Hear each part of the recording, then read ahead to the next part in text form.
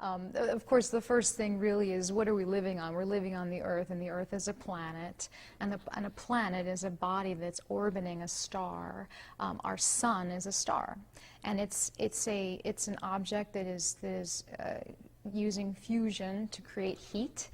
So it's fusing together elements to give off heat, and a planet doesn't really do that. A planet is basically a much smaller object that can be rocky, like the Earth, or gaseous, like Jupiter. But those tend to orbit stars.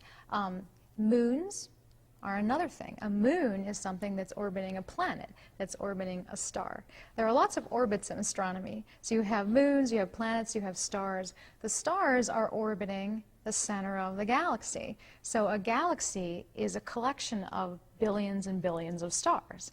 And all of those stars are orbiting around. So we're on the Earth in a solar system where our sun is orbiting the center of our galaxy. And our galaxy is this collection of stars, and there are billions of galaxies out there.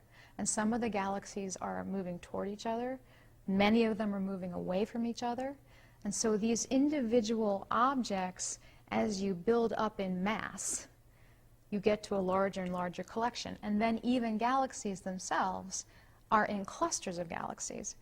So you can have a cluster of galaxies that has 1,000 galaxies in it.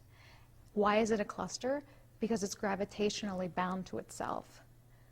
So there's enough gravity in that cluster to hold the galaxies within the cluster. And that actually gets into the issue of dark matter. We know that there must be something that we call dark matter because we need extra gravity to hold these clusters together. We don't see enough stuff to be able to hold the clusters together, and that's why we assume there must be dark matter there.